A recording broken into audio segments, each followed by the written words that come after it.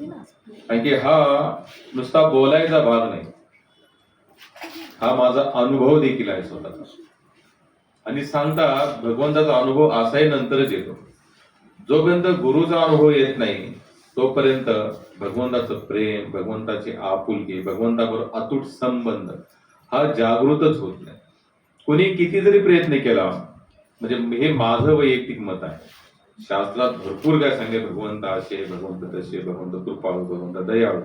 पण माझ्या जीवनामध्ये माझ्यासाठी हे सगळे जे भगवंतासाठी दिलेल्या काही गोष्टी आहेत, शास्त्रामध्ये लिखित आहेत व्यासदेवांच्या माध्यमातून, माझ्या नजरेतून ते सगळे फक्त मी महाराजांमध्ये बघतो. मला आजही भगवान श्रीकृष्ण किंवा राधाराणी यांचा काही विशेष खास अनुभव आलेला नाही, मी तुम्हाला हकीकत सांगतो. परंतु भक्तिपादांचा मात्र अनुभव आलेला आहे. त्यांचा आलेल्या अनुभवामुळे मला आज हे वाटते की भगवंत आपल्या सोबत आहे. डायरेक्ट भगवंत आपल्या सोबत आहे हे आजपर्यंत कोणाच्याही जीवनात झालेलं नाही. मदन म्हणून आपको समझ में आ रहा है मराठी? आज तक संसार में ऐसा कोई बंदा नहीं हुआ जो ये कह सकता है कि बिना गुरु तत्व से हमें भगवान मिले. हमारा पूरा आध्यात्मिक जो सिस्टम है, पूरा आध्यात्मिक सिस्टम, ये केवल गुरु महाराज की जब तक अनुभूति हमें नहीं होती, पूरे जीवन में क्षण प्रतिक्षण, तब तक हम भगवान से प्रेम कर ही नहीं सकते. कोई चाहे कितना भी करे, कहे कि मैं बिना गुरु के अनुभव के बगैर भगवान से प्रेम करूंगा, तो ये उसकी अज्ञानता है. गुरु महाराज के सिवा हम संसार में आगे बढ़ ही नहीं सकते. अब यहाँ पर ये बात, जैसे आप लोगों ने, मैंने इसके पहले बताया था, प्रभुपाद जब अमेरिका गए तो वो अकेले ही थे. कैसे थे? अकेले थे, जहां तक हमने पढ़ा है. लेकिन जब प्रभुपाद से जब उनको यश प्राप्ति हुई, इस्कॉन नाम की संस्था बहुत फैल चुकी, बहुत सारे लोग इसमें जुटे, तो कोई जो प्रेस वाला बंदा आता था कि प्रभुपाद के पास, कि प्रभुपाद आप जब यहाँ आए तो आपने कैसे किया, क्या किया, तो प्रभुपाद हमेशा कहते थे हम जब यहाँ आए. अकेला, जब अकेला आता तो क्या कहते, जब मैं यहाँ पर, लेकिन प्रभुपाद कहते हम जब यहाँ पर आए. तो जो प्रेस वाला बंदा शायद कुछ जानता था कि प्रभुपाद अकेले आए थे, अकेले उन्होंने शुरुआत की, कोई उनके साथ में नहीं था, पैसा नहीं, धन नहीं, कोई सहयोग नहीं, कोई सपोर्ट नहीं था. तो उसने सहयोगवश पूछा कि प्रभुपाद हमने जहां तक सुना है कि आप तो अकेले आए, अब हम क्यों लगा रहे, आप हम क्यों लगा रहे, आपके साथ में और कोई था? प्रभुपाद ने कहा कि मेरे साथ मेरे गुरु महाराज भक्ति सिद्धांत सरस्वती ठाकुर की अनुभूति मुझे क्षण प्रतिक्षण आती थी, इसलिए मुझे कभी लगा ही नहीं कि मैं अकेला हूं. जब तक इस भक्ति मार्ग में गुरु तत्व की संगिनी या फिर गुरु तत्व जब तक हमारे साथ में नहीं है, जब तक ये नहीं लगता ना, यहाँ हमारी दाल गलने वाली नहीं है. जैसे हम लोग बोलते क्या है, प्रभुपाद प्रभुपाद के अति प्रिय शिष्यों में से स्वामी भक्तिपाद जी थे. लेकिन एक घटना ऐसी घटी, जब प्रभुपाद का शरीर शांत हुआ वृंदावन में, मात्र काय तारीख आहे, 14 नोव्हेंबर 1979 का 77 अशी काय तारीख आहे, 77, 14 नवंबर. जब उनका शरीर शांत हुआ, उस समय न्यू वृंदावन की सेवा चल रही थी. कहां पर? अमेरिका में.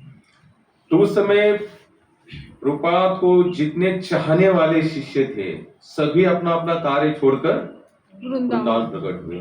कोई उस दिन, कोई 2 दिन पश्चात, ऐसे जिसको जैसे समय जो सुविधा उपलब्ध हुई. भक्तिपाद जी नहीं आए, गुरु महाराज जी नहीं आए. तो कभी कभी होता है मन में, क्योंकि देखो हम लोग तो जो हम सबका जो आवरण देख रहे, कहां से देख रहे, केवल बाहरी आवरण देख रहे, अंतर आके हमारे पास है नहीं, क्योंकि किसका क्या भाव है हम नहीं जान सकते. इसलिए भक्तिपाद जी बताते थे, हम जो सेवा कर रहे हैं, अगर वैसी सेवा कोई अगर और करता है तो हमें बहुत अच्छा लगता है.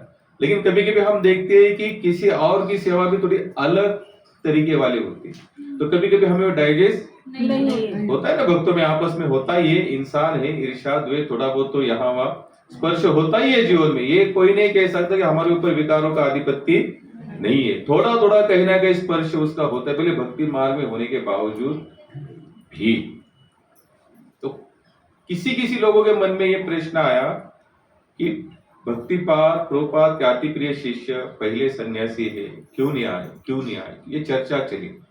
और उसी समय भक्तिपाद जी को किसी ने पूछा कि गुरु महाराज आप क्यों नहीं जा रहे? प्रभुपाद का शरीर शांत हुआ, दुनिया भर के शिष्य वहां पर आए और आपको तो पहले जाना चाहिए। इस्कॉन फाउंडर यानी कि इस्कॉन की जो 11 लोगों की जीबीसी बनाई, इसलिए प्रभुपाद उसमें प्रथम नाम भक्तिपाद, कीर्तनानंद स्वामी भक्तिपाद। तो सबको आशा थी कि महाराज आएंगे, लेकिन गुरु महाराज गए नहीं। वृंदावन की सेवा चल रही, धमाकेदार सेवा चल रही, जोश से कार्य चल रहा था। पूछा कि भक्तिपाद जी आप क्यों नहीं जा रहे? भक्तिपाद जी ने आंसर क्या दिया? भक्तिपाद जी ने कहा कि मेरे लिए प्रभुपाद कभी ये संसार छोड़ के गए, आज भी मैं उनकी अनुभूति करता हूँ। और जा तो रहा है क्या शरीर, इसका तो आना जाना लगा ही रहता, ये कोई नई बात नहीं। हम शरीर स्तर पर कभी भी गुरु महाराज का संग उतना नहीं कर सकते जितना उनकी विचारों के माध्यम से, भावनाओं के माध्यम से संग कर सकते। भक्तिपाद जी का पूरा बेस प्रभुपाद के वाणी पर टिका हुआ। गुरु महाराज 2008 31 दिसंबर 2008 में दिल्ली में आए। 2008 खत्म हुआ 31 दिसंबर में, तो 2009 में हम लोग महाराज जी के साथ में थे। जब गुरु महाराज 93 से जब अमेरिका चले गए, उसके बाद में 2008 में आए, यानी कि कम से कम एक लंबे समय के बाद आए थे। और उस समय कृष्ण बलराम मंदिर के प्रेसिडेंट देवामृत प्रभु थे। 2008-9 की बात है। और भक्तिपाद जी वृंदावन में आए, दिल्ली आए थे, दिल्ली से वृंदावन आए, तो कम से कम 7-8 दिन का वहां पर उनका स्टे था। बरसाना, गोवर्धन हम लोग लेके गए। तो गुरु महाराज को पूछा गया कि आप इस्कॉन जाएंगे? मैं खुल के नहीं बोल सकता, आप जानते हैं जो भी है। तो भक्तिपाद जी बोले जरूर जाएंगे, क्यों नहीं जाएंगे, जरूर जाएंगे, क्यों नहीं जाएंगे। वो तो मेरा श्रद्धा और आश्रय स्थान है। मेरे लिए वृंदावन सबसे इंपॉर्टेंट क्या है? प्रभुपाद की समाधि। जब प्रभुपाद भक्तिपाद जी को जो वृंदावन ले गए पहली बार प्रभु जी, जो राधा मदन मोहन मंदिर है जो टीले पर बैठे थे, तो भक्तिपाद जी खुद कहते कि प्रभुपाद के मुख से तो हमने वृंदावन के बारे में बहुत कुछ सुना था, वृंदावन वृंदावन वृंदावन। लेकिन भक्तिपाद जी लिखते हैं, बोलते हैं कि मैंने पूरे वृंदावन में प्रभुपाद जैसा दूसरा कोई संत देखा ही नहीं। तो उनकी प्रभुपाद के बारे में इतनी अटूटता, इतनी श्रद्धा थी। और जिस समय भक्तिपाद जी कृष्ण बलराम मंदिर में एंट्री मारे, देवामृत प्रभु जी को पता नहीं था वैसे, तो किसी ने जाकर कहा कि देवामृत प्रभु कीर्तनानंद स्वामी भक्तिपाद, वैसे तो वो उनके ही शिष्य हैं। देवामृत प्रभु जी भागते भागते भागते भागते आए। और उस समय हमको बताता हूँ, यहाँ पर प्रभुपाद का जो समाधि स्थान था, पहले छोटा चबूतरा था माता जी। आज हम जो समाधि देख रहे हैं वैसे नहीं थी शुरुआत में। जब भक्तिपाद जी ने देखा समाधि ऐसे, उस समय जब भक्तिपाद इस्कॉन में थे, तो बोले तोड़ो इसको। क्या कहा? तोड़ो। बोले जिस व्यक्ति के कारण हमें कृष्ण मिले हैं, क्या मिले हैं? कृष्ण मिले हैं, क्या उनकी समाधि ऐसी होनी चाहिए? तोड़ दिए। गुरु महाराज बोले इतना भव्य। और कृष्ण बलराम मंदिर के पहले प्रभुपाद जी की समाधि बनाई। और बोले इसको पूरा संग एक जितना उस समय, जहां तक मैंने सुना है, 2 से 2.5 करोड़ रुपए उस समय खर्चा आया था माता जी। तो आज का अमाउंट हम लोग एक अंदाजा लगा सकते हैं। तो भक्तिपाद बोले कि नहीं, प्रभुपाद के लिए भव्य दिव्य यहाँ पर आयोजन करो। तो हम आज भी देखते हैं कि समाधि उनकी कितनी बड़ी है।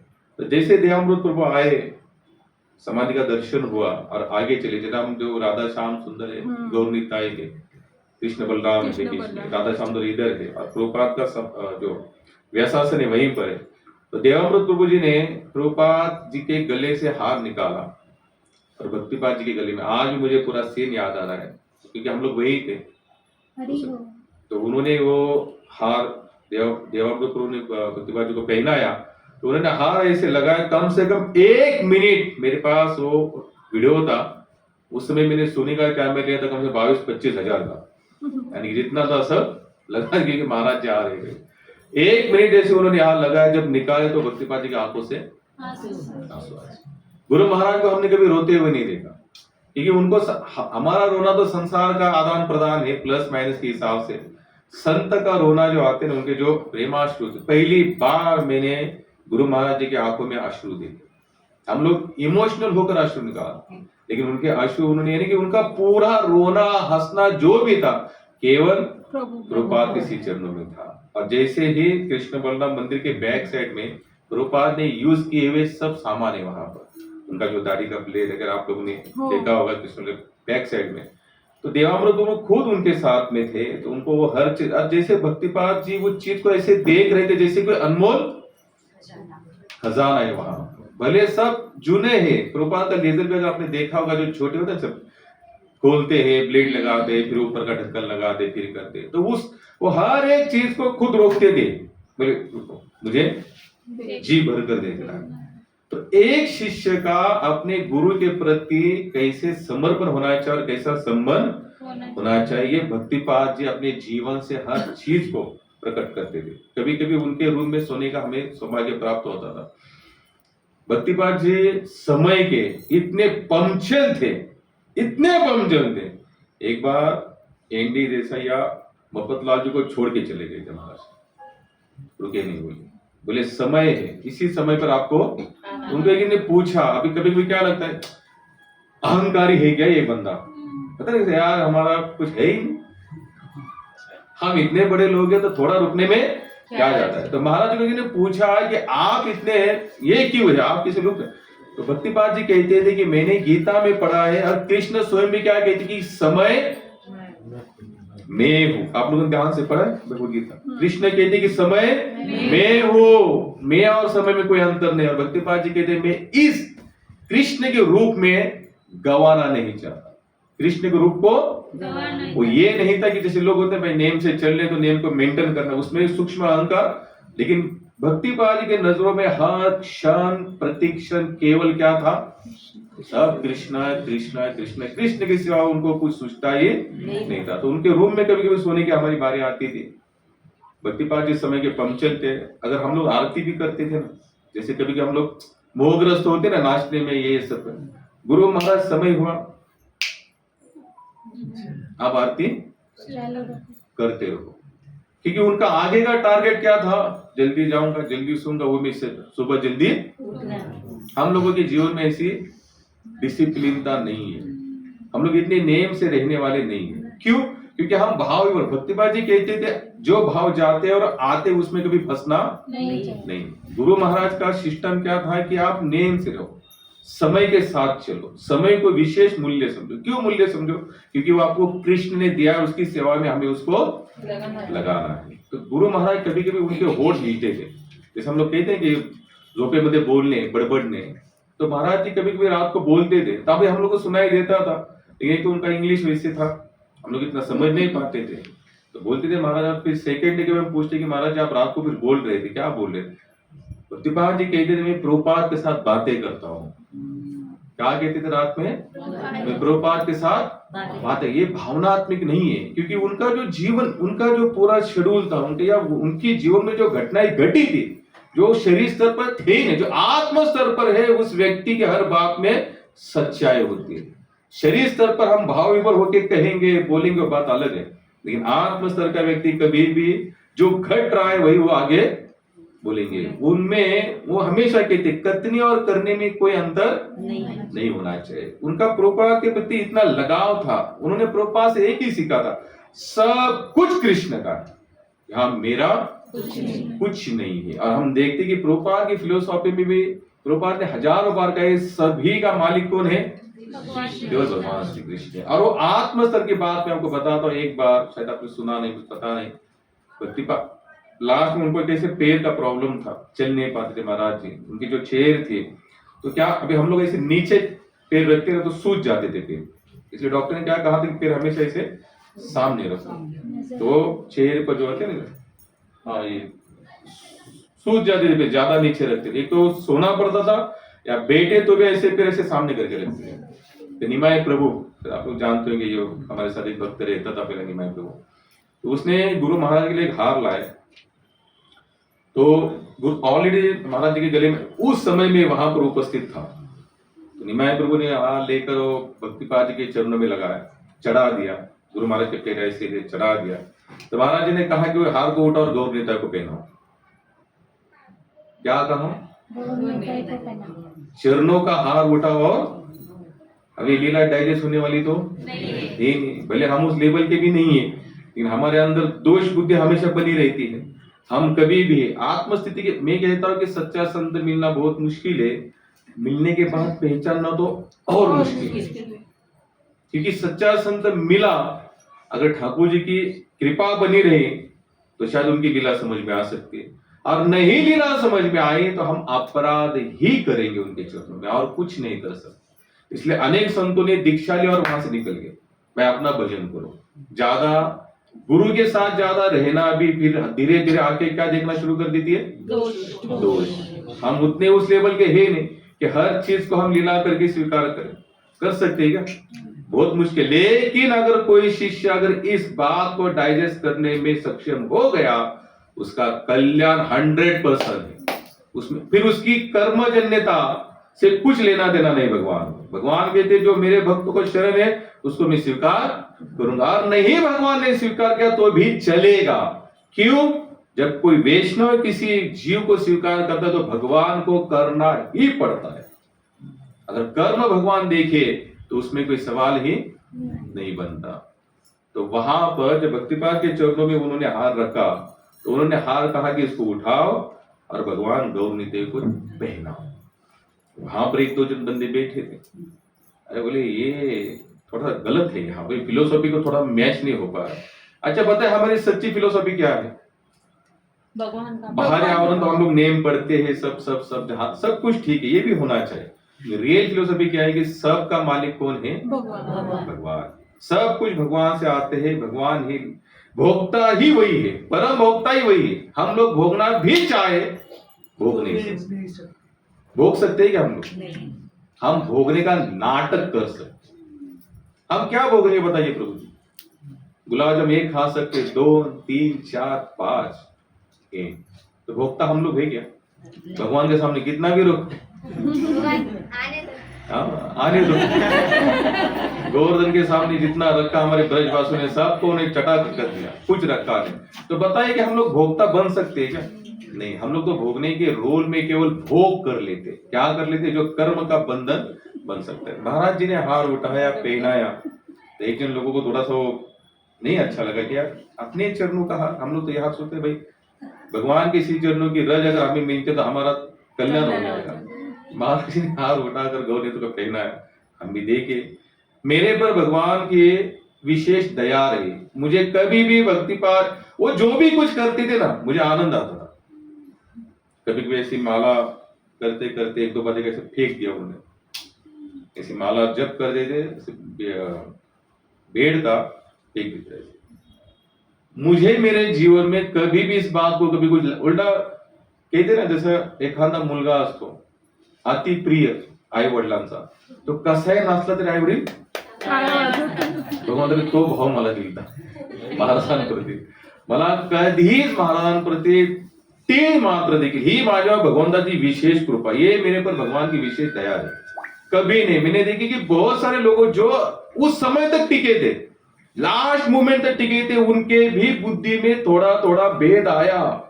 भक्तिपाद को देखने के बाद सन्यासी थे, मैं नाम नहीं लूंगा, लेकिन मैं इसलिए भाग्यवान समझता हूं कि भगवान ने ये विशेष भगवान की कृपा थी, और भक्तिपाद की विशेष कृपा थी कि मेरे मन में कभी डाउट यानी कि आया तक नहीं कि ये क्या है, बिल्कुल नहीं। उल्टा मुझे आनंद आता है, वाह भक्तिपाद क्या करते, वाह बहुत आनंद आता है, कभी नहीं डाउट है।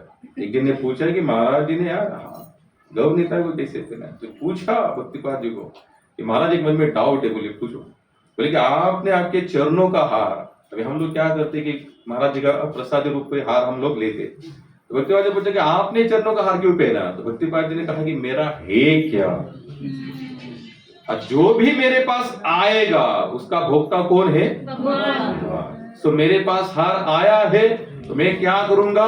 उन्हीं को चढ़ाऊंगा।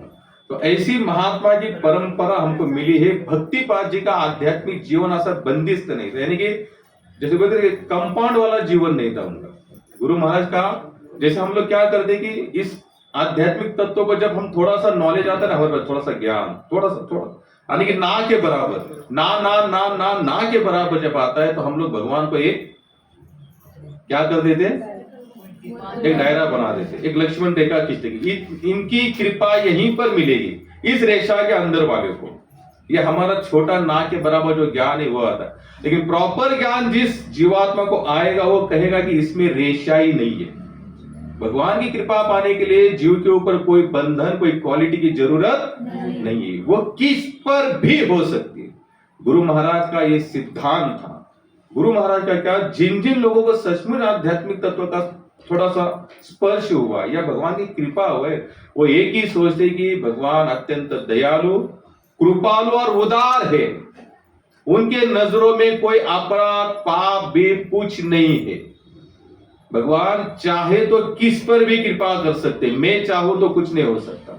गुरु महाराज के नजरों में अपराध जीरो था हर एक व्यक्ति का। ऐसा मतलब ये नहीं थी कि तुम अपराध करते रहो, ये उनका टारगेट। वो डांटते भी थे, वो डांटते भी थे। अब मैं नाम नहीं लूंगा, हमारे एक बहुत सीनियर गुरु बंधु थे, तो कभी कभी आकर कुछ बोलते थे ये इधर उधर का।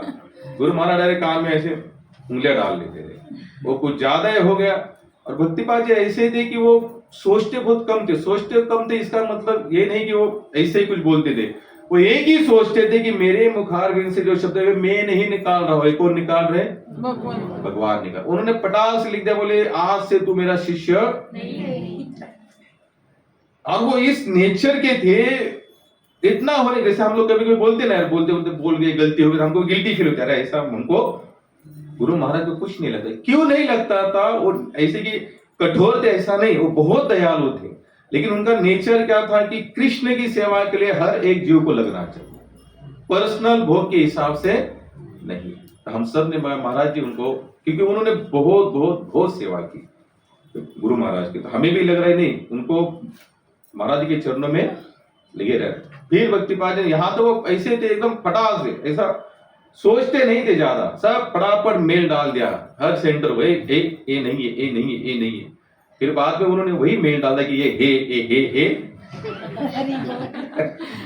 गुरु महाराज का द्वेष भाव नहीं था, कूटता कपटता ये उनके हृदय में कहीं पर उन्होंने जगह तक नहीं दी, क्योंकि वो जानते थे सब कुछ कृष्ण की प्रिय है। लेकिन कभी कभी किसी को सुधारने के लिए कुछ ना कुछ हमको कदम उठाने पड़ते। तो भक्तिपाद जी का स्वभाव ऐसे था, गुरु महाराज का आध्यात्मिक नेचर ही ये था कि सबको लेकर चलो। और हमें भक्तिपाद हमें यहाँ पर जज के रोल में भेजा है कि दास के रोल में, लेकिन हम लोग ज्यादा क्या बनना चाहते हैं, जज बनना चाहते हैं, बॉस। भक्तिपाद जी कहते हैं हम यहाँ जज की भूमिका निभाने के लिए नहीं आए, यहाँ पर हम लोग दास की भूमिका निभाने आए। अब दास का कर्तव्य क्या है, जो हो रहा है उसको सहन करो, जो दिख रहा है वो कृष्ण की लीला समझ कर छोड़ दो। कंपनी में जो सबसे वॉचमैन होता है ना, वो ज्यादा देखता नहीं, तो कहता है वो मालिक जाने वो जा रहे हैं, हमारा काम वॉचमैन गेट खोलना है, गाड़ी आई तो खोल देंगे, चले जाएंगे, अंदर जो होना है होने। तो हमारा काम वॉचमैन है, वॉचमैन थे, वॉचमैन है और वॉचमैन। और आध्यात्मिक में यही भूमिका सबसे इंपॉर्टेंट है, या बॉस की भूमिका, स्वामी की भूमिका बिल्कुल मत निभाना। भक्तिपाद वैष्णव बुक है, उसमें लिखते हैं, बोले भक्तों का भी स्वामी वही बन सकता है जो उसकी हृदय के अंदर दास की भूमिका कंटिन्यू काम करती है। जिसके हृदय के अंदर दास भूमिका नहीं है वो कभी स्वामी भूमिका में आ ही नहीं सकता। और दास बनने के बाद भगवान अपने आप आपको स्वामी बना ही देता है, लेकिन आप दास की भूमिका में रहो। जैसे अभी प्रभुपाद ने जो अभंग लिया, क्या होता अभंग, सेकंड लाइन क्या होती, हाँ आपो आपच तुकारामांचा भरपूर हा हरे कृष्ण नाही अभंग अभंग टाकलं पण सेकंड लाईन होती,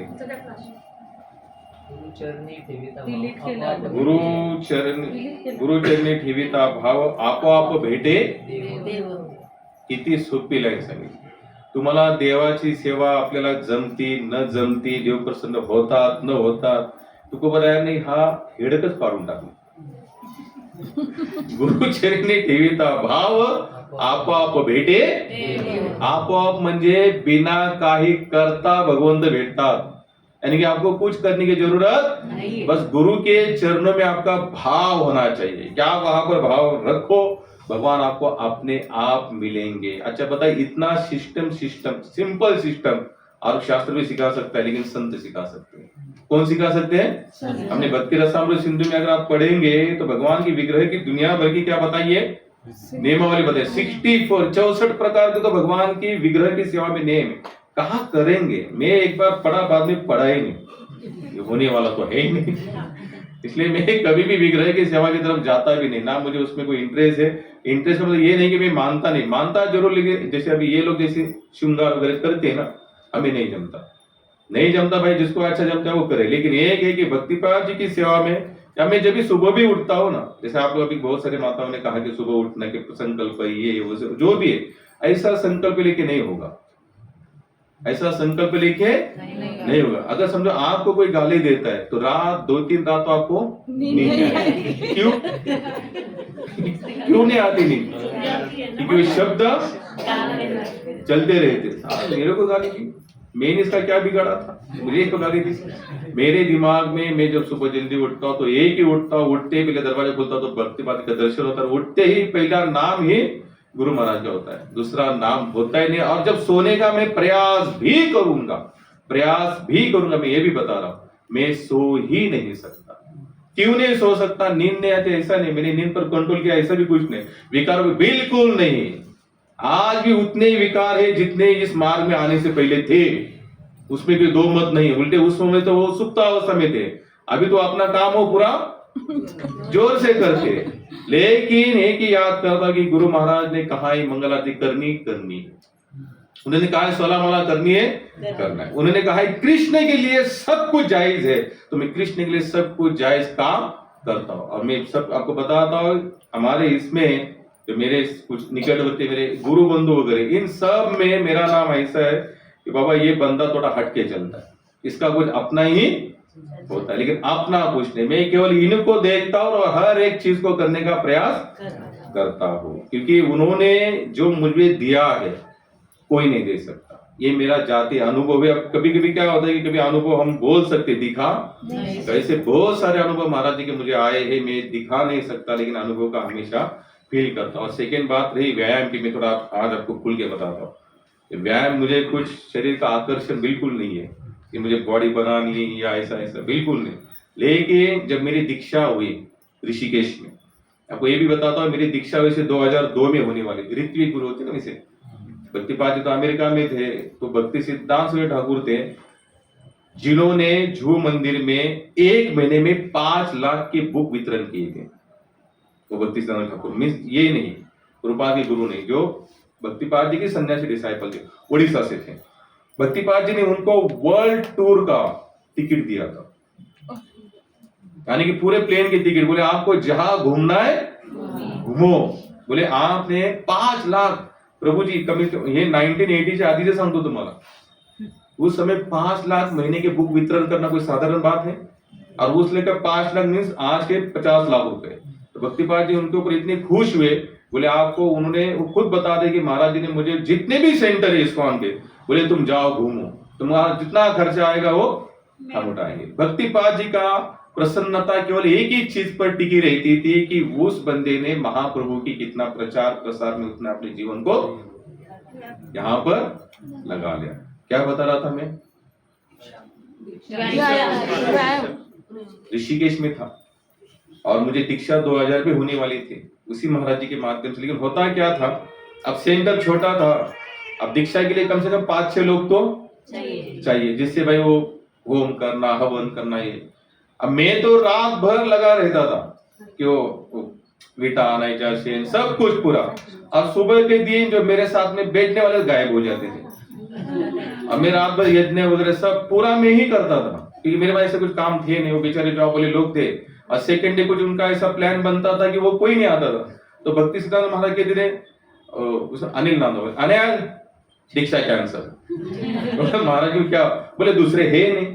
1 बार हुआ, 2 बार हुआ, फिर मैंने ही प्रण लिया कि आप मैं दीक्षा तभी लूंगा जब गुरु महाराज साक्षात देहिक रूप में मेरे सामने। उसके बाद में काफी दीक्षा हुई।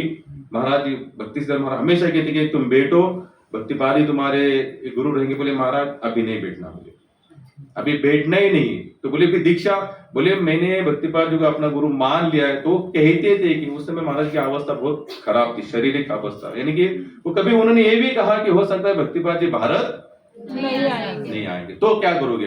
बोले मैंने मान लिया है, अब मुझे इसमें बैठना ही नहीं है, और लूंगा तो दीक्षा भक्तिपाद जी जब सामने आएंगे तभी लूंगा, नहीं तो नहीं लूंगा। भगवान ने स्वभाव ही वैसा थोड़ा मेरा बना दिया। 2002 के बाद डायरेक्ट 2008 में गुरु महाराज आए। अब तब मेरा प्लान बना कि आप दीक्षा लेना है। अब हम लोग देखते हैं कि दीक्षा के समय क्या होता है कि नाम दिया जाता है ना, जैसे अगर हमने राहुल भगत प्रभु है तो रस से जो भी भगवत नाम आएगा वो हम लोग देते हैं। तो मेरे साथ घटा ऐसे कि उस समय मेरा वजन कम से कम 100 किलो के ऊपर था, 108 109 के आगे बजे था, तो शरीर एकदम ऐसा भारी भक्कम था भगवान की कृपा से।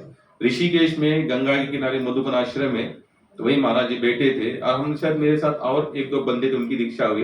तो जिस बंदे ने नाम लिख कर आया था, मेरा नाम अनिल है, कर्मी नाम, तो अ से उन्होंने नाम लिख के लाया था, अ से जो भी नाम बनता है। बाकी दोनों को तो उनके नाम से दीक्षा मिल गई। जब महाराज जी के साथ मेरी चिट्ठी दी, मैं महाराज जी से बैठे थे, मैं साइड में खड़ा था, तो महाराज ने चिट्ठी भी देखी, नाम भी देखा, और बाद में मुझे देखा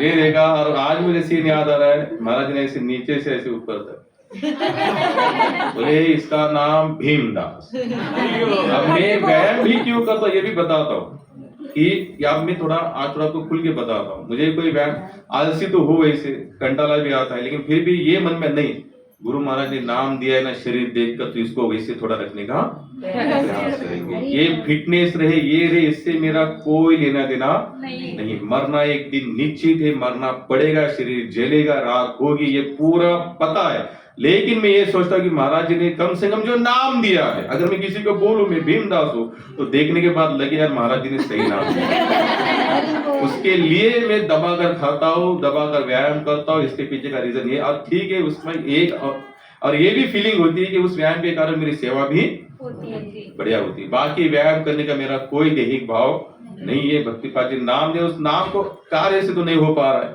भीमदास जैसा कोई कार्य हो नहीं पा रहा है, कम से खा पी के शरीर तो मेंटेन करेंगे। और हमारे यहाँ पर जितने भी आते आदि केशव, अभी 2 दिन पहले वेदानंद लड़का नहीं आया था बंबई से, आदि केशव को खाते हुए देख रहा था,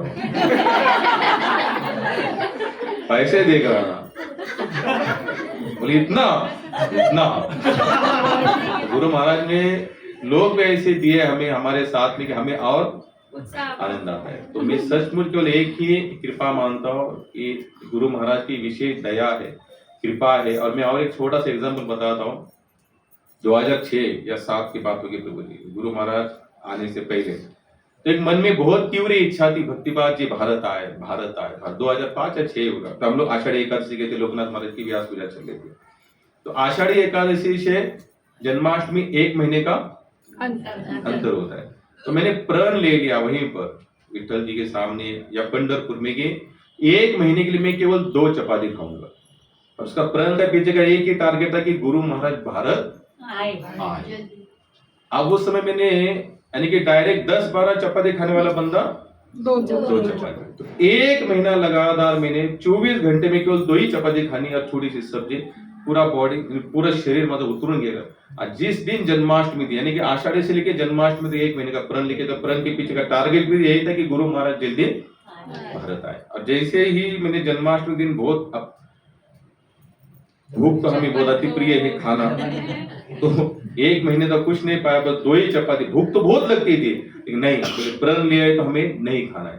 प्रभु जी मानना नहीं तुम्हें, जन्माष्टमी के दिन मैंने इतना पाया, और सुबह उल्टी, बुखार, ये, और वहां से मैं 3 से 3.5 महीना बीमार रहा। अल्सर, मलेरिया, डेंगू और टाइफाइड। आज भी डॉक्टर है, पटवा डॉक्टर करके, और जो मेरे साथ थे दीनबंधु प्रभु, 1-2 बार आए भी थे हमारे साथ, वो मेरी ट्रीटमेंट कर रहे थे। तो रिपेयर होने का कोई चांस नहीं था प्रभु जी, यानी कि जाना ही निश्चित था। जिस रात में एडमिट हुआ, यानी मेरे पेट में इतना दर्द है, पूरे कुछ मिला नहीं ना आतड्या को, तो जल गई अंदर से अंदर, अल्सर हुआ, होल पडतात ना आतड्यांना, म्हणजे आणि त्या टायफॉइड, अल्सर, डेंग्यू सगळं झालं। आणि ज्या दिवशी ते पटवा डॉक्टर होते, त्यांच्याकडे ट्रीटमेंट चालू होते, तो उन्होंने कहा कि भाई, आणि पांढऱ्या पेशी डायरेक्ट 25 से 27 हजार थे। मतलब उसी रात डॉक्टर ने कहा कि ये बचेगा नहीं, फिर भी डॉक्टर ने कहा मैं लास्ट इंजेक्शन दे रहा हूँ। इंजेक्शन जैसे हमारी पेशियां बढ़ती, एक ही रात में बढ़ जाएंगे, तो उन्होंने कहा कि अगर इस इंजेक्शन से 10 बहुत 25, अगर ये 25 से 35-40 हजार भी जाएगा तो ये जिएगा, उससे ज्यादा बढ़ेगी नहीं। और ये 25 से अगर 20 पर आया तो इसको आप लेके जाओ। यानी कि ये लास्ट स्टेप का था। दीनबंधु प्रभु आज भी वहां पर थे। तो मैंने मनी मन प्रार्थना की थी जब उन्होंने इंजेक्शन दिया कि भगवान अगर जिंदा रहूंगा तो आपकी सेवा करूंगा, मुझे जीवन में कोई लक्ष्य नहीं। प्रभु जी दूसरे दिन 1,50,000 पीसी हुई, 1,50,000। कटवा डॉक्टर ने कहा एक तो पहला रिपोर्ट झूठा है, बोले वो आप जानो, लेकिन एक अनुभव आया कि नहीं। तो तब से यानी कि माइंड, यानी भगवान ये सब करता केवल कौन है? भगवान। हम निमित्त मात्र है। इच्छा, प्रबल इच्छा। भक्तिपाद जी का जोर था, अगर आपकी डिजायर पावर बहुत कठोर होनी चाहिए। क्या होनी चाहिए? कठोर। फिर उसके लिए कुछ भी नफा नुकसान हो, हम लोग निश्चय करते हैं लेकिन नफा नुकसान में फंस जाते हैं। और फिर भगवान मिलेंगे कैसे? छोड़ना तो एक दिन सब कुछ है, वैसे भी हम लोग माइनस में ही है, प्लस में कौन है? यहाँ पर कोई प्लस में नहीं है। लेकिन हम अपना प्लस माइनस देखते हैं और हमारा सबसे बड़ा नुकसान क्या होता है? हम उनकी सेवा नहीं कर सकते। भक्तिपाद जी कभी प्लस माइनस सोचते नहीं थे। उनके हाथ में यानी कि न्यू वृंदावन का रेकॉर्ड था। आरवी स्वामी अकाल थे, रहते थे, वो खजीनदार थे वहां पर। तो वो कहते थे भक्तिपाद जी का नियम ऐसा था, अगर रात को इस रात में 10 लाख रुपए आते हैं तो महाराज की 20 लाख की योजना फिक्स थी। 20 लाख आए तो 40 लाख, 40 आए तो वो कभी भी ऐसा नहीं कि 10 आए तो 5 की बनाओ 5। गुरु महाराज को ये नहीं पसंद आता था। जो न्यू वृंदावन बना उसके पीछे का टारगेट ही यही था। मैंने कितनी बार कहा, बैंक से लोन लिया, वहां पर करोड़ों रुपए चुकता नहीं कर पाए। गुरु महाराज को कुछ टेंशन नहीं। एक ने पूछा, महाराज लोन उसके लिए किया, हमें क्या? इसके लिए क्या? भगवान के। गीता में भगवान कृष्ण क्या कहते हैं? अर्जुन, कर्ता भाव को त्यागो।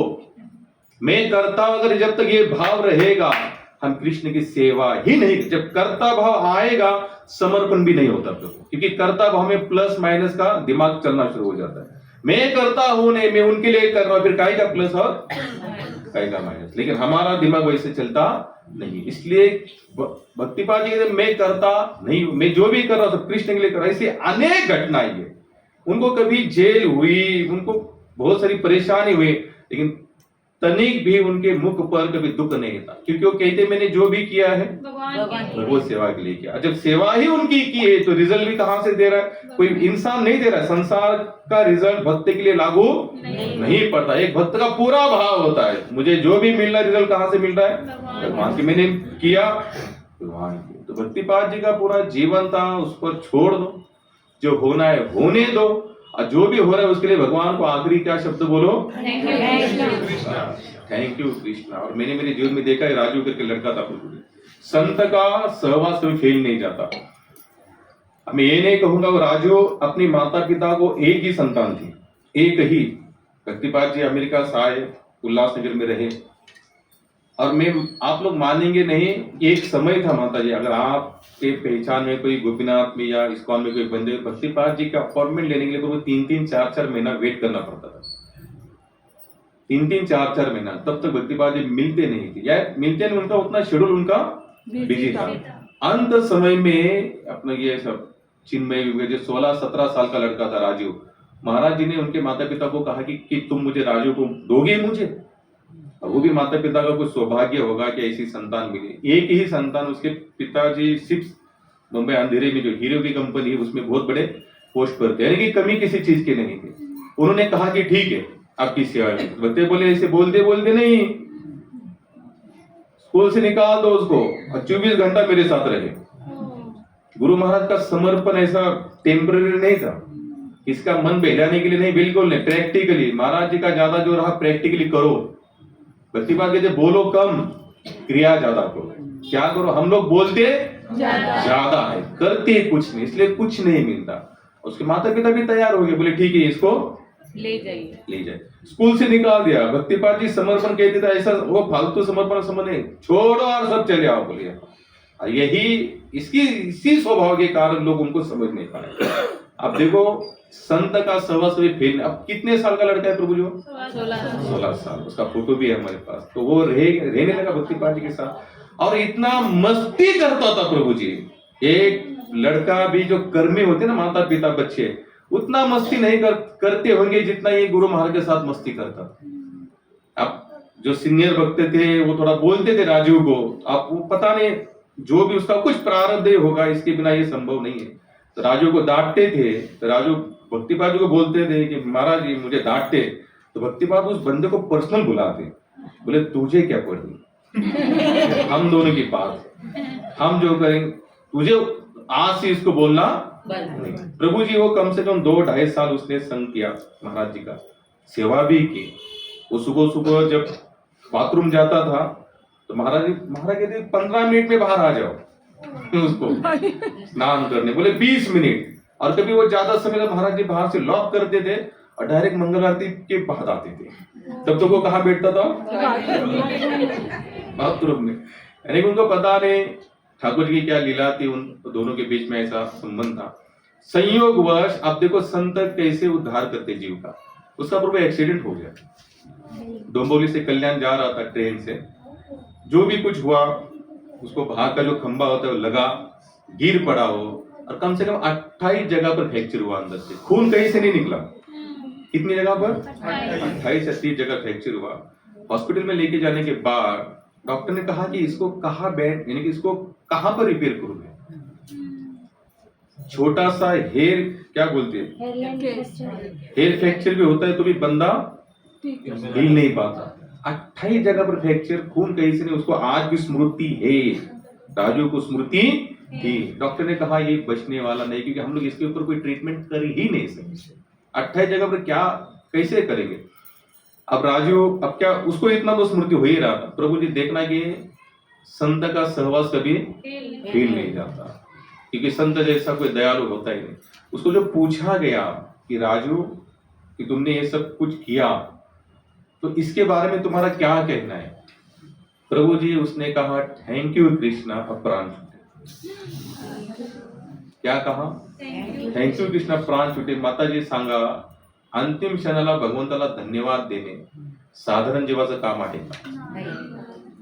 शून्य तपस्या, भक्तिपदांच्या लॅपटॉपवर तो घाणेरडे पिक्चर बघायला सांगितलं, तेव्हा म्हणायचं तो माझा आणि त्याचा संबंध आहे, माझा आणि तुम्ही मंदिरात जाता, तुम्ही आश्रम जसं तुम्ही म्हटला, आश्रम मध्ये ह्या गोष्टीला असं फाडलं जातं, तिरगाणे केले जातात, त्या भक्ताचा मॉरल पूर्ण डाऊन केला जातो। रूपा सांगायचे संस्थेचं सगळ्यात मोठं नुकसान काय आहे? अगर तुमच्या क्रियेमुळे एखादा भक्त तुटला हे तुमचं सगळ्यात मोठं पाप आहे। तुम्ही किती कामी, किती क्रोधी, ह्याच्याशी काही घेणे देणे नाही, पण तुमच्या क्रियेमुळे तुटला हे सगळं पाप हे तुम्हाला आहे। मी अजून एक्झाम दिली धनंजय प्रभू, जे चहा आणि शिगार प्यायची, पण त्या व्यक्तीची इच्छा होती की माझा देह समाधीवर सुटावा आणि वृंदावनमध्ये सुटावा। तपस्या काहीच नाही प्रभूजी। प्रभूजी तो व्यक्ती अमेरिकेला नुसता चुकीची कामं करायला जात होता, भारतातून अमेरिकेला, आणि रिच म्हणजे गर्भ श्रीमंत व्यक्ती होता। फक्त त्याच्या हृदयामध्ये एकच असायचं, त्याला तो भक्ती, आम्ही सकाळी मंगळातील जायचं होतो, भक्तिपाद म्हटले आणि तो दाखवायचा बघा, रोमांच उभे झाले। तो भक्तिपादाने जय म्हटलं की त्याच्या अंगावर रोमांच उभे होते। पण त्याची अशी सवय होती चहा आणि सिगरेट प्यायचा। किती लोकांनी कंप्लेंट केल्या, महाराज म्हटले मला काहीच फरक पडला, तुम्हाला काय अडचण आहे? काय म्हणाले महाराज, आता ह्या सिद्धांताला थोडस आपण वेगळं चाललेलं होतं नाही प्रभूजी, आणि आपण सिद्धांतवादी लोक, आपण प्रेमी थोडी आहोत, आपल्याला प्रेम थोडी नाही भगवंताबद्दल। आपण फक्त नियमाच्या अधीन किंवा नियमाच्या माध्यमातून भगवंताला प्राप्त कसं करता ह्याच्यावर आपला जोर आहे, पण ते होणार नाही। भक्तिपाद सांगतात शास्त्रात अलंकृत भाषा नका शोधो, शास्त्रात प्रेम शोधा, प्रेम। कारण की भगवंताने पूर्ण शास्त्र प्रेमाच्या बेसवर पूर्ण शास्त्र उभे आहे। प्रेम संपलं, शास्त्र ढासळलं, नियमातून देव भेटणार ना, कुणाला भेटणार ना कधी। आणि त्या व्यक्तीचं माताजी 11:30ला त्याला शरीरामध्ये, आता शेवटी शरीर सुटणार म्हटलं काही ना काही क्रिया होणार। शरीर सुट फक्त अर्ध्या ते 1 तासाने त्याची, तो स्वतः म्हणायचा समाधी समोरच मरणार। त्यानं स्वतःचा बंगला बी काय काढला, बायकोनी डिवॉर्स घेतला, त्याच्या पोरं सगळी म्हणजे असं म्हणजे संसाराचं उद्ध्वस्त झालं त्याचं सगळं। तर म्हटलं महाराज समाधी मी बनवणार, त्यामुळे 8 ते 9 करोड रुपये त्यांनी तिथे म्हणजे पुण्याला शिवाजीनगर मला इंद्रायणी तटावर त्यांचा बंगला आहे, त्या बंगल्याची किंमत कमी 15-16 कोटी रुपये आहे. तो त्याने विकाय काढला, बायको सोडून गेले सगळं, पण त्याचा रिझल्ट काय आला? समाधिवस शरीर सुटलं, वृंदावन धामामध्ये शरीर सुटलं आणि शरीराची व्याधी शून्य. अर्ध्या तासात तर खेळ संपला. आपण जाणार हे निश्चित आहे, पण जाण्याच्या आधी काहीतरी गुरुतत्वाबद्दल आपले जे त्यांनी जे दिले त्याचे काहीतरी आपली परतफेड व्हायला पाहिजे. यांच्यात एकच आहे, त्यांनी सांगितलंय मला त्याचा शोध करायचा नाही. शिष्यांची चुकी काय होती प्रभूची सगळ्यात मोठी? गुरुनी सांगितल्यानंतर त्याचा शोध चालू होतो. आणि शोध चालू झाला की तुम्हाला काही सापडणार नाही. त्यांनी सांगावं, आम्ही ऐकावं, जे व्हायचं ते होऊ द्या. आम्हाला त्या रिझल्टची काही घेणे देणं नाही. तर ही व्यास पौर्णिमा, गुरु पौर्णिमा हम लोग आपण ज्या पण उत्सवाने करतोय, त्याच्यात एकच टार्गेट आहे की त्यांनी पुढे गेली, त्यांची इथं डोकं लावण्यामध्ये काही मजा. माझ्या जीवनाचा हाच अनुभव आहे. मला सर्च बुद्धी भगवंतांनी दिलेलीच नाहीये, खरंच दिलेली नाही. जास्त विचार करण्याची क्षमताच नाही दिली. विचार केला डोकं दुखतं, त्याच्यामध्ये विचार करायचाच नाही. हातात आलेली गोष्ट सोडून द्या. भक्तिवाद अजून एक गोष्ट ती माझ्या मनाशी बिंबलेली आहे. महाराज म्हणायचे, जसं लोक म्हणतात ना भावुकतेमध्ये सेवा नाही करायची. महाराज म्हणायचे भावुकता आली की जेवढं लुटवता येईल तेवढं, नंतर ताण झाला तरी अरे पण तुम्ही तुमच्या जीवनात तेवढं तरी घडलं आणि तो भावच नसता आला, तर भावविभोर झालेच नसते, तर समर्पण ती सेवा झालीच नसते. म्हणून बिनधास राहते. कसे राहा? आणि जो जब तक हम भगवान पर पूरा नहीं छोड़ देते, अनुभूती झिरो. काय आहे? कन्फ्युजिंग हे आपली स्थिती होती, आहे, राहणार. मला सांगा, भगवदगीता हम लोग पढ़ते हैं, 18वें अध्याय तक अर्जुन क्या है? कंफ्यूज ही है. भगवान ने पूरी प्रकृति बताई, मैं ही करता, मेरे से सब कुछ है, मैं ही सबके अंदर, सब मेरे अंदर है. इतना करने के बाद भी अर्जुन को कंफ्यूज रहा, तो भगवान ने आखिर में क्या कहा? अर्जुन, अभी तुम्हारे कंफ्यूज दूर हुआ, मैं एक ही कहूंगा कि सब धर्मों का त्याग करो, मुझे अकेले को. फिर अर्जुन के वहां से आगे कोई प्रश्न उठे नहीं. युद्ध हुआ, पांडव जीते. उसी तरह से युद्ध चलता रहेगा. और रही मन की बात, एक खलबत्ते चलते रहेंगे. सुबह कांड पूर्वज हमें बात से बात निकले, अंत में कहूंगा. बताइए कालियाना कहां पर आया था? यमुना कहाँ है? वृंदावन किनका घर है? ये नहीं हो रहा है ना डाइजेस्ट. कालिया है कैसा? स्वभाव कैसा है? वो भक्त लेवल का तो नहीं. अगर वो भक्त लेवल का नहीं है, वृंदावन धाम, भगवान कहते धाम, रूप, लीला, नाम, ये एक ही रूप है, कोई अंतर नहीं है. यानी कि भगवान का धाम है. यमुना महारानी वहां बह रही है, फिर भी कालिया की एंट्री होती है. एंट्री तो नहीं होनी चाहिए वैसे, क्योंकि भगवान वहां पर आधिपत्य है. कृष्ण की मर्जी से हर कोई आ रहा है, हर कोई जा रहा है, तो कालिया को एंट्री कैसी दी? अच्छा दी तो दी, वो क्या कर रहा है वहां पर? जहर फैला. वो भी कहां पर? यमुना में. पानी तो है, यमुना महाराज में जहर फैला रहा है. यमुना महाराज में कौन है? भगवान की भक्ति देवी भी है, पत्नी भी है, भगवान के शुद्ध शाश्वत भक्त भी है.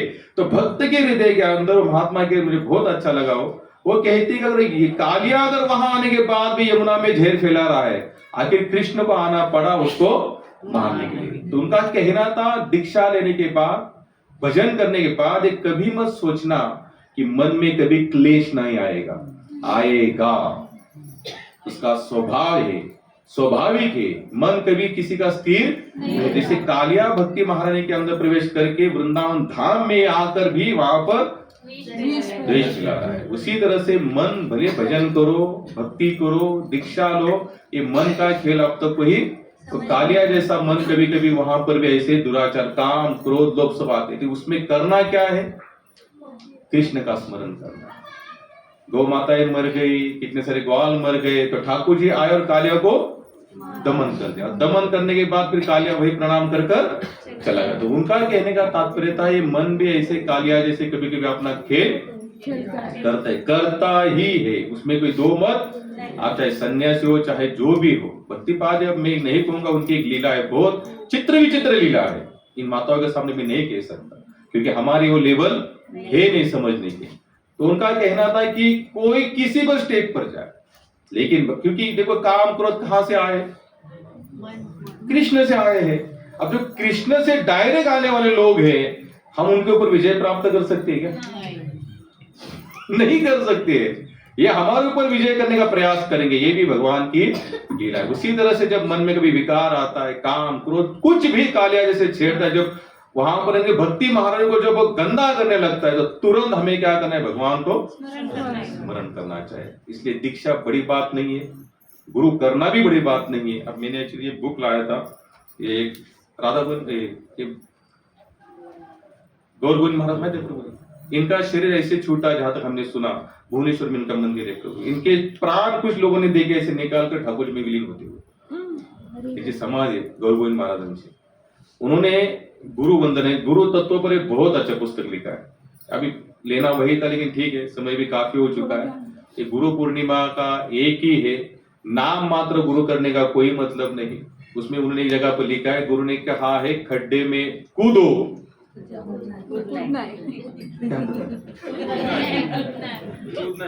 गुरु महाराज खड्डा है खड्डा, अरे कूदो कूदो, कुछ होने वाला और हो भी जाएगा तो ये हमारा कल्याण है। क्योंकि मरना है निश्चित एक दिन फिक्स है, तो क्यों ना किसी संत के वाणी का पालन करते करते मरे, कम से कम अगला आने वाला देह तो कहीं ना कि किसी वैष्णव के घर में मिलेगा। इसलिए इस मार्ग भक्तिपाद एक जोर देते, इस मार्ग में नुकसान बताइए, संसार में ऐसा कौन सा टॉपिक है, कौन सा विषय जहां पर नुकसान नहीं है?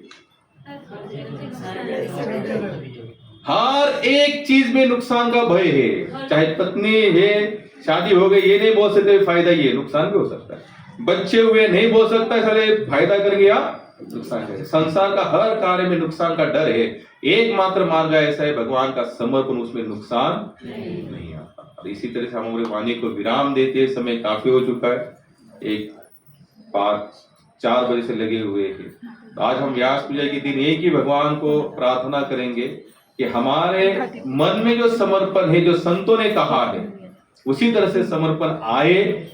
भगवान मैं कुछ नहीं कर सकता, मैं जीरो था, जीरो हूं और जीरो ही रहूंगा। मैं कुछ ना पहले करता था, ना कर रहा हूं, ना मेरे से कुछ होने वाला है। लेकिन मेरी नम्रता से प्रार्थना है कि हे ठाकुर, आप सक्षम हो, सर्वशक्तिमान हो, आप हमसे ये कार्य करवा लो। अगर ये नम्रता वाली प्रार्थना रहेगी तो भगवान करेंगे करेंगे और करेंगे। हरे कृष्णा। किसी को कोई प्रश्न होगा तो पूछना छोटे समय में। प्रभु जी, वो राजू जब उन्होंने प्राण छोड़े तो तभी प्रभु जी का कैसे उन्होंने फेस किया? बहुत अच्छा प्रश्न पूछा माता जी ने कि जब राजू ने प्राण छोड़े तो भक्तिपाद जी ऋषिकेश में थे, तो वहां पर बैठे हुए जो उनके साथ में, क्योंकि वो महाराज जी के साथ बहुत क्लोज था, तो महाराज जी को बताया गया कि राजू के प्राण छूटे, तो भक्तिपाद जी के एक ही आंसू से आंसू आए, एक ही आंसू है। आंसू कभी एक आंख से नहीं आती, रोना होगा तो दोनों आंखें। लेकिन वो प्रश्न ही रहा, किसी ने पूछा नहीं। लेकिन भक्तिपाद जी ने इतना जरूर कहा कि वो जहां जाना था वो वहां गया है। भक्तिपाद जी ऐसे कोई जाता आना उनको कुछ फर्क नहीं पड़ता। उनके घर के लिए हमने प्रश्न पूछा, महाराज बोले हो गया, बोले वो सब खत्म। ये तो कृष्ण की लीला भी ऐसी थी, अभिमन्यु के, हाँ अभिमन्यु के बारे में वैसे और उनके प्रभु जी उनके माता पिता जो थे उन्होंने भाई देखो, माता पिता है तो दुख तो हुआ था, लेकिन उनका भी भक्तिपाद के प्रति अति दृढ़ विश्वास था। जब उन्होंने माता पिता ने फोन करके कहा तो भक्तिपाद ने कहा कि थैंक यू कृष्णा बोल दो, भगवान के सामने जाओ, भगवान को धन्यवाद। भक्तिपाद जी का ये धन्यवाद के ऊपर बहुत दृढ़ विश्वास था, क्योंकि कृष्ण जो भी कर रहे हो सही है, कहीं पर गलत। अभी सबके लिए प्रसाद है, तो बिना प्रसाद कोई लिए प्रभु जी। हरे कृष्ण प्रभूजी,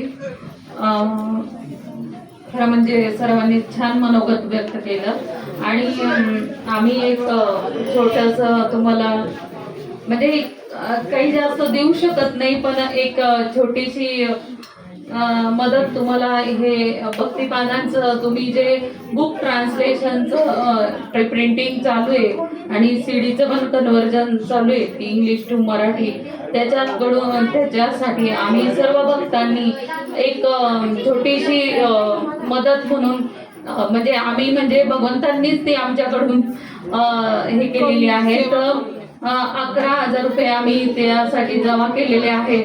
तर ती घोडेकर प्रभूजी तुम्हाला पूर्त करतील.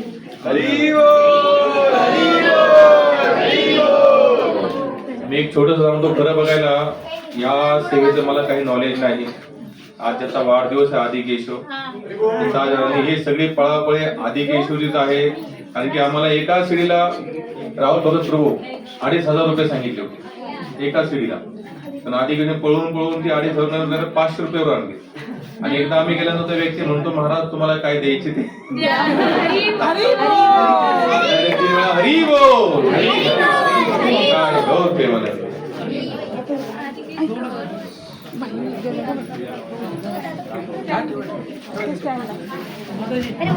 अरे